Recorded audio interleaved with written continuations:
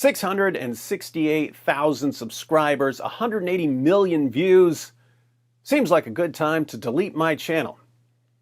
Would you like to know why, and when, and what happens next?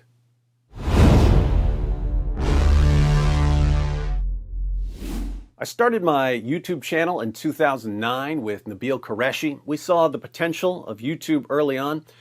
As far as I know, I was the first Christian apologist to do YouTube full-time. There are a bunch now. I spent years telling Christian apologists to get on YouTube. Took years to convince some of them. I can no longer tell people to build their ministries or careers around YouTube. I've been making YouTube videos for 13 years, and YouTube has gotten worse every single year I've been on the platform. It would be one thing if they had reasonable people enforcing rules. They don't. They've programmed bots to delete videos and channels, and the people who review the appeals are activists who use their positions to decide what they want the world to see. I made a video where I interviewed the friend of a girl who had been murdered by her family in an honor killing. That video was banned for hate speech. I made a video condemning cartoon killings, banned for hate speech. I made a video criticizing the British legal system for helping child traffickers, banned for hate speech. I've made several videos criticizing the persecution of Hindus. Those are always fine. I've made several videos criticizing the persecution of Muslims. Those are always fine. But I've been repeatedly banned for posting videos criticizing the persecution of Christians in places like Pakistan. YouTube just doesn't want me talking about it. I've had probably a dozen videos banned for mocking ISIS. YouTube really doesn't like it when you mock ISIS. When people send me death threats and I take screenshots and put them in a video, I get banned for hate speech. Yes, I get banned for talking about threats against me. Meanwhile, if you're a popular YouTuber calling for the public executions of ex-Muslims, you're fine on YouTube. This is a part of our religion. There's a reason to it. Yeah? There's a reason why there's a capital punishment. Because people like you, little weaklings who leave their religion and cause corruption in the land by spreading it, the capital punishment in Islamic law would be applied to you. We have no doubt. And we're proud of that. If you're a sheikh telling your followers to prepare for the future when they'll go door to door, giving people the option to convert, pay protection money, or be murdered, you're fine on YouTube. Publicly, Islam rules. If they refuse, then we have to fight. And if we fight you, then we capture you, you become our slaves, and we take your land, and you take because you refuse, I give you two good options. Keep in mind, I'm not saying these guys should be banned. I'm simply pointing out the hypocrisy.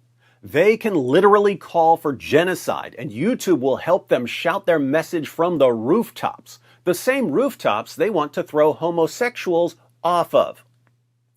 But if I make a video criticizing their calls for violence, I get banned for hate speech. The people who decide what we're allowed to say on YouTube are morally insane. They are absolute lunatics.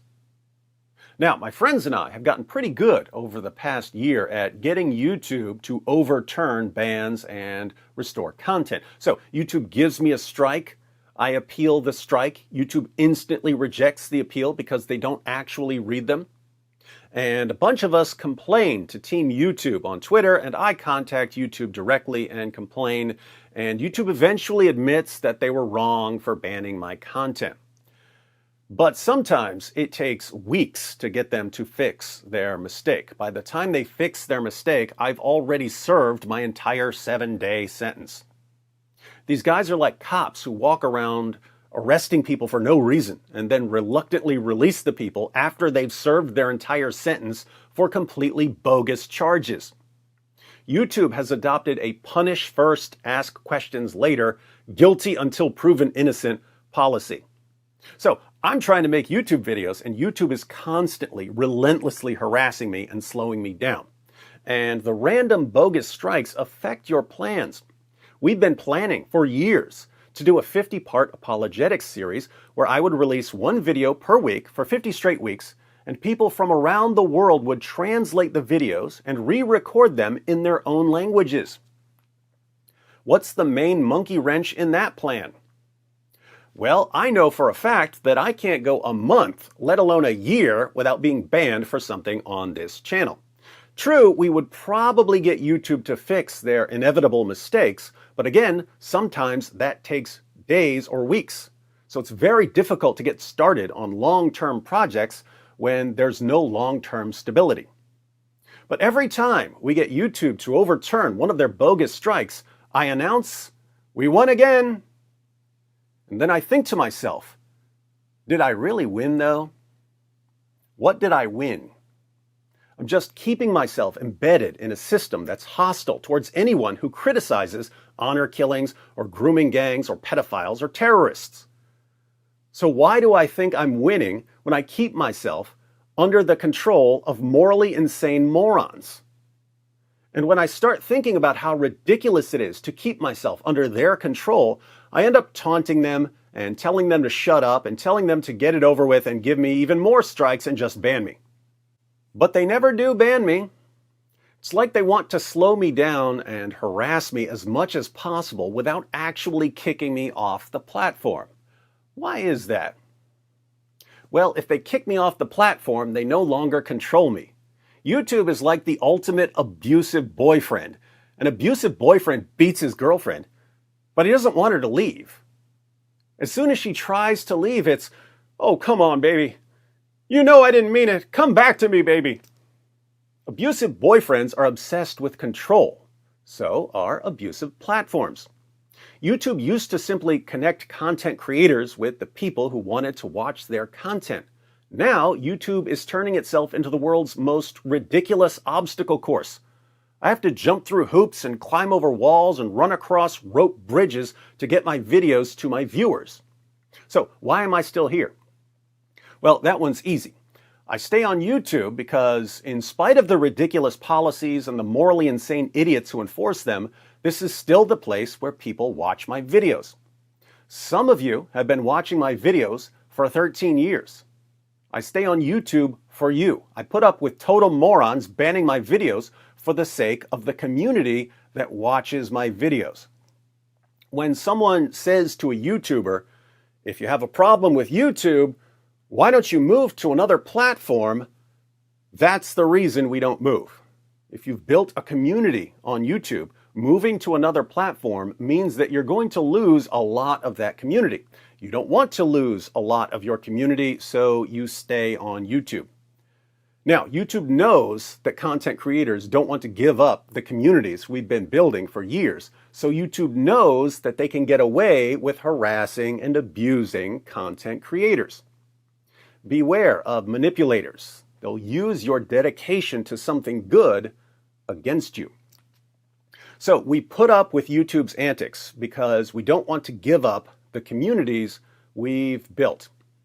And depending on how much time and effort we've put into building those communities, YouTubers will generally be willing to put up with a lot for our viewers. Like if instead of constantly banning my videos and giving me bogus strikes, YouTube had said, "David, if you want to keep your channel, one of our tech nerds is going to randomly show up at your house once per month and punch you in your mouth," I would have taken that deal.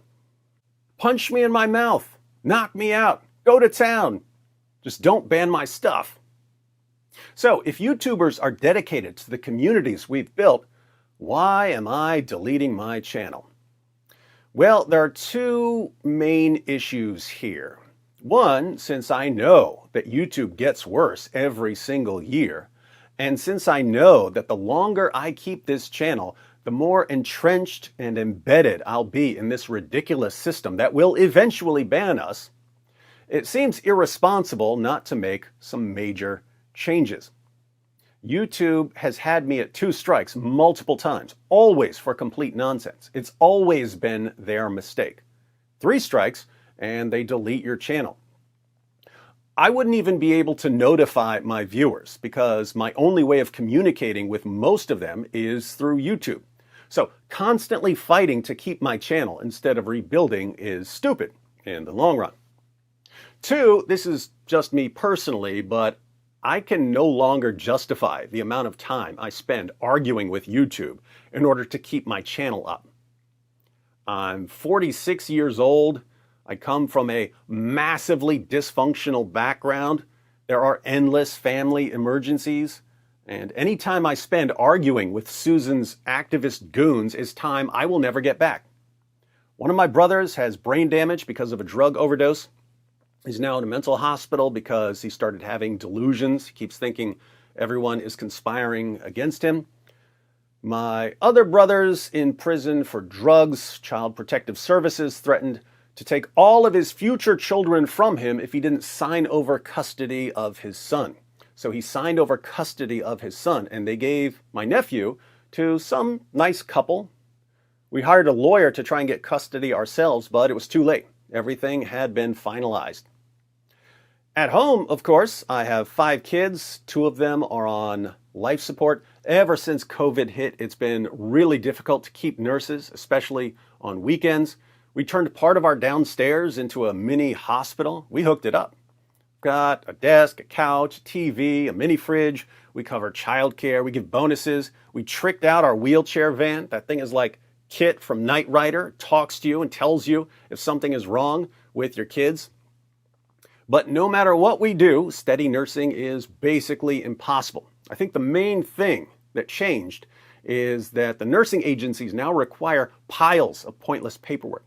So being a night nurse used to be a pretty cool job because there's only like 2, maybe 3 hours of actual work. The rest of the night, you just have to be there to make sure nothing goes wrong. So you could watch a movie, read, whatever. But now you have hours of completely pointless paperwork to fill out, and people hate wasting time on pointless paperwork. So it's not a cool job anymore. Notice the parallel with YouTube, by the way. Why does it seem like every business is making it harder for people to do their jobs by adding pointless extra work? Nurses have to fill out piles of paperwork. YouTubers have to fight with YouTube to keep our content up. Anyway, the point here is there's always a lot going on in my life. There are always family emergencies. When I'm not making a video, I'm a nurse for my kids. I'll find a way to do stuff that's important. Whatever else is going on, I'll find a way to make videos because I think it's important. But I have a serious problem doing stuff that's a pointless waste of time. And no one makes you waste your time like Susan What's-Her-Face.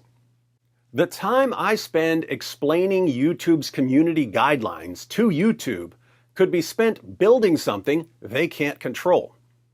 So why don't YouTubers do that? Because YouTubers don't realize how much power they really have. YouTubers are the reason YouTube is popular. No one in the history of YouTube ever came to the platform for Susan What's-Her-Face. No one ever came to YouTube for the coders. People come to YouTube for the videos. We make those. We're the ones who made this platform popular, and YouTube treats us like garbage. Why don't we leave and go somewhere else? We'll stay in a bad situation for the same reason people always stay in a bad situation. People are scared of the desert. Think about the story of the Exodus. The children of Israel were slaves in Egypt, horribly oppressed. Moses led them out of Egypt. Where did he lead them? Into the desert. And what happened when things started getting rough in the desert? The children of Israel started grumbling and saying, "We want to go back to Egypt." Why would they want to go back to slavery? Well, people can put up with all kinds of suffering or abuse as long as they're used to it.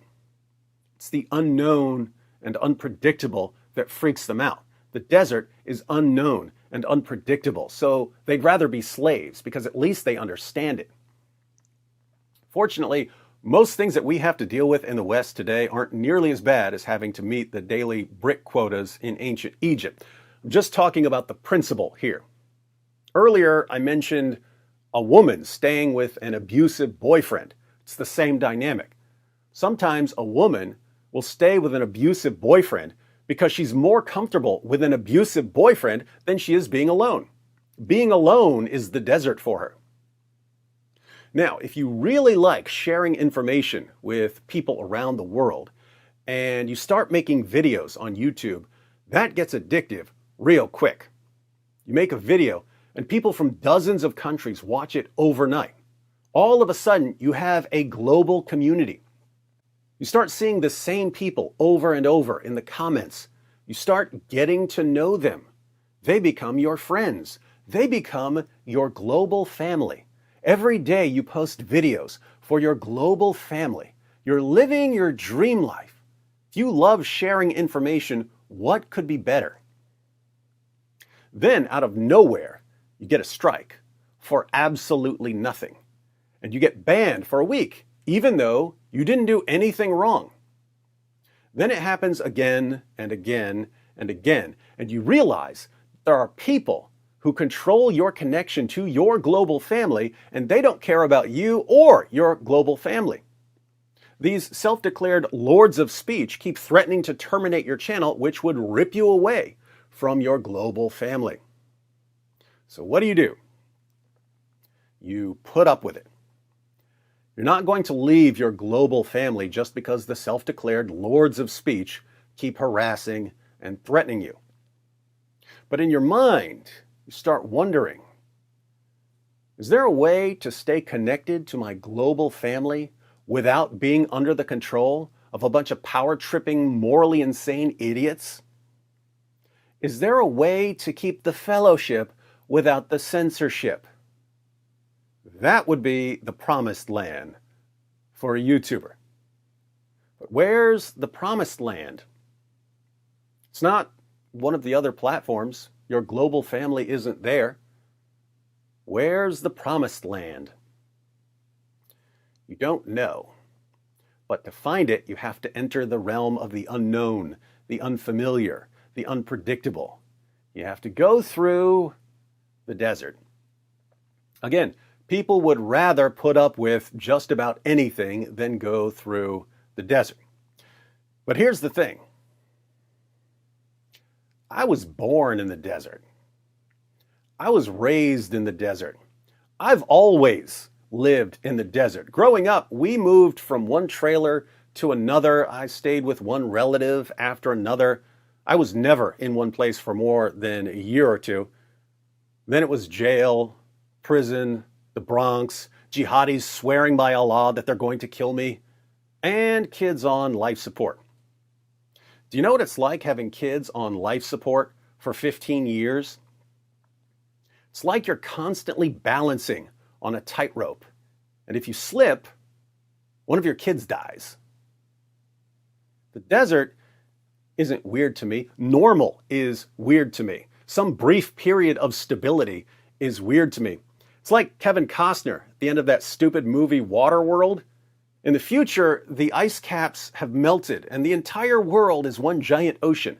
Kevin Costner spent his entire life in a boat. When he finally gets to land, the top of Mount Everest, he gets land sickness and has to go back to the water. It's too strange here. It doesn't move right. Mom said that it's only land sickness. When you've been through the West Virginia trailer park system and the jail system and the prison system, and you've got terrorists threatening to murder you and your kids are hanging on to life by a thread, it's just hard to be intimidated by some loser pushing a ban button from the comfort of his safe space. I'm just not scared of YouTube, and I'm not scared of the desert. So, if someone has to burn his channel to the ground and figure out how to defeat YouTube, it might as well be me. To be clear, when I say defeat YouTube, I don't mean that we can somehow crush YouTube. When I delete my channel, YouTube won't even notice that I'm gone. They're too big to care. I'm too small to matter. YouTube is the second most visited site in the world, and it's owned by the first most visited site in the world. There's no stopping YouTube, not without some sort of mass creator exodus. When I talk about defeating YouTube, I mean that YouTube keeps people under their control because we're all convinced that we can't be as effective without being under their control. Anywhere else, we're going to be less effective. That's the thinking that keeps YouTube in control. You defeat YouTube when you figure out how to be more effective at sharing content without being under the control of YouTube. And I think it's pretty straightforward how to put together a more effective system. First, your content needs to be spread out, especially if your content is being targeted by YouTube. If your content isn't being targeted by YouTube, just wait. They'll eventually be coming for you too. But if your content is currently being targeted by YouTube, you can't have one big channel where a random ban paralyzes your output. And you can't have one big YouTube channel with other platforms like Odyssey just as a backup. The vast majority of your viewers will still be focused on your one big channel, so YouTube can stop your production anytime they want. If you're posting anything remotely controversial, it needs to be spread across multiple channels and platforms, preferably with different kinds of content in different places, so that people who are interested in that kind of content can follow you there. This way, if a platform gives you some bogus strike and suspends you for a week, they've only temporarily paused one small part of what you do. The rest keeps moving, and so nothing ever slows you down. Second, if your content is spread across multiple channels and multiple platforms, your viewers need to know where to find what they're looking for. So you need your own way of communicating with them. If you have one big channel on YouTube, YouTube can shut down your communication with your community when they ban you for something. So you need a way to communicate with your community that's not under the control of YouTube. Third, you need some sort of central hub, or more than one central hub, where you can't be banned. And everyone needs to know that they can find you there if you get suspended or banned somewhere else. In other words, you cover one broad topic over here on this channel, and another broad topic over there on that channel, and another topic over on this other platform, but everything is available on your main hub. And your viewers know where to find you if you suddenly turn up on a YouTube milk carton. Fourth, you have to reverse the power flow. YouTube is a giant parasite, sucking the blood out of creators. Creators are the ones who bring people to the platform. YouTube feeds off of the popularity of the people who make the videos. So PewDiePie is like a shark, and YouTube is like a lamprey stuck to the side of PewDiePie. Imagine a giant multi-headed mutant lamprey that's so effective at sucking the blood out of sharks that it now weighs 10 million tons and has its teeth stuck in millions of different sharks. That's YouTube. If you want to defeat YouTube, you have to reverse the power flow. You have to make it so that the things you control are feeding off of YouTube and other platforms, so that the things you control are constantly growing and getting stronger. In other words, the shark suddenly sees the giant multi-headed mutant lamprey and uses the lamprey as its new food source. So if you're like me and you have one big channel, one main way to stay connected to your community, and YouTube can nuke you at any time, you're being stupid, like I've been for several years, because I could see this coming. But you can be more effective and reach more people and be uncancelable if you demolish the old YouTube-controlled structure and build a new structure. And so I'll be deleting my channel next month. Why next month? Because that's when everything should be up and running. I don't know what will work best as a central hub, but we're about to have our own video platform just for Christian apologetics content. Defenders Media has built a platform where my videos can't be banned unless I post something illegal. All of my content that's currently here will be there. That platform launches next week. Later in June, my new website and community app will launch. These are also set up to host content. They're owned by me, so they're uncancelable. And I've been assured that even in the event of massive site-wide destruction by hackers, everything will be restored in about 20 minutes. These will be the central hubs of my media network. Then I just have to crank out content for various channels and platforms. Since we won't be in constant danger of being canceled, I'm scheduled to record the entire 50-part Apologetics Empire series in a studio next month. So get ready, translators.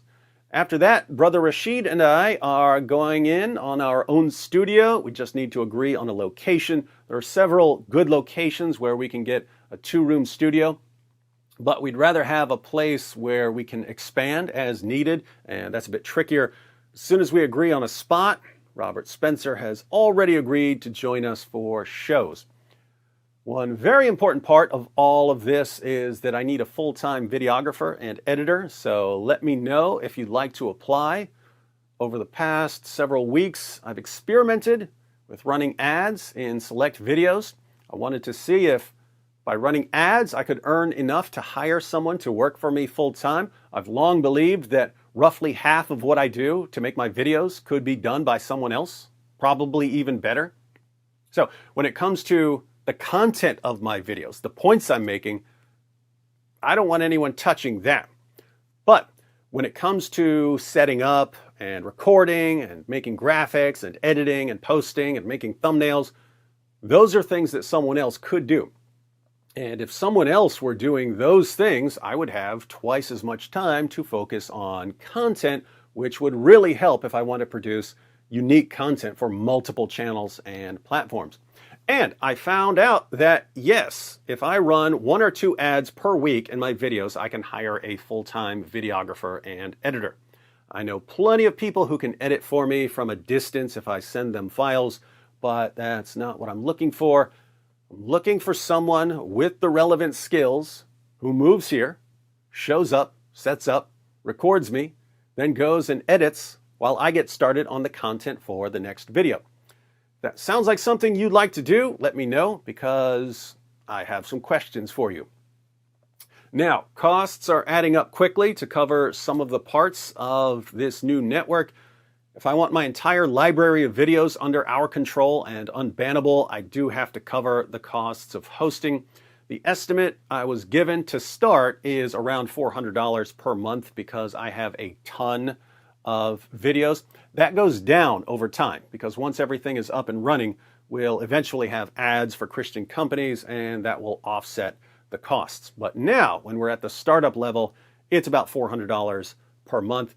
I'd just like to pay for an entire year in advance because I'm about to have a lot of other things to focus on. Then there's the website and app. The guy who owned Acts17.com held on to it for more than a decade. He knew I wanted it. He wasn't giving it up cheap. I kept holding out to see if he would drop the price. He never dropped the price. He only raised the price. Smart man. So I finally coughed up the money for Acts17.com. That's paid for.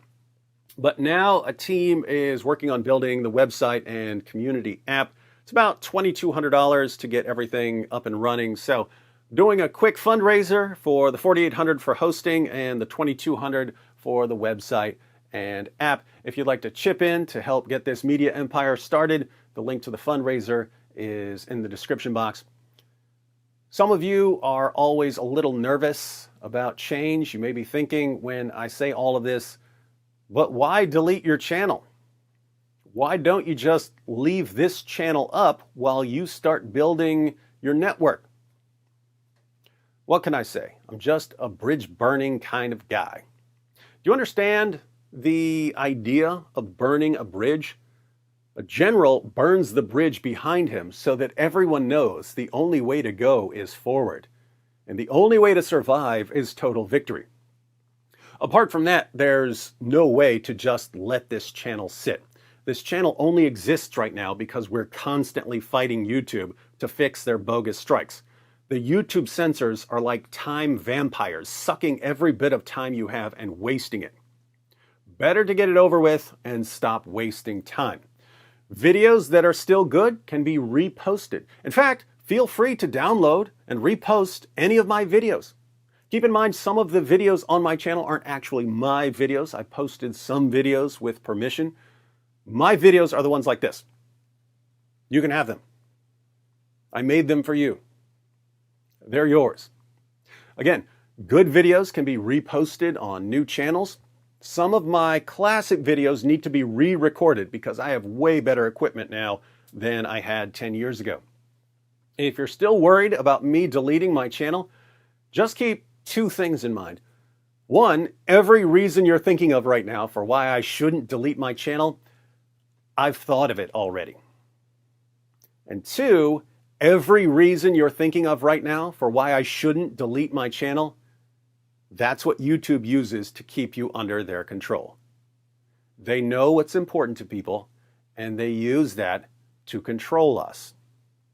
If I have to burn my channel to the ground to break their control over us, then call me the Human Torch.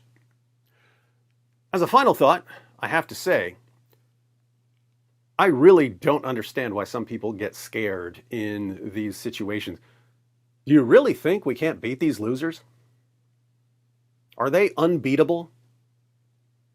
15 years ago, jihadis told me that they couldn't be stopped. All you had to do was look at their rate of growth, and their victory was inevitable, mostly due to high birth rates.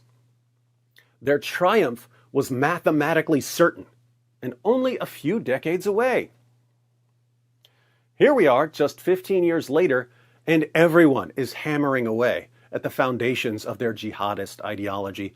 Everyone knows their weaknesses, and all their popular leaders from 15 years ago have been replaced by narcissists who can't get along with each other. What are they moaning and wailing about now? An avalanche. How's that inevitable victory looking now? So, YouTube holds no terrors for us. We deal with jihadis. I'll get everything going. I'll tell everyone when everything is set up.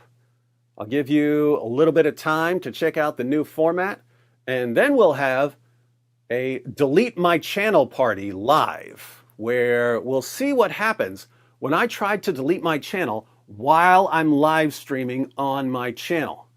If I click delete my channel while I'm live streaming, will the live stream suddenly go dark?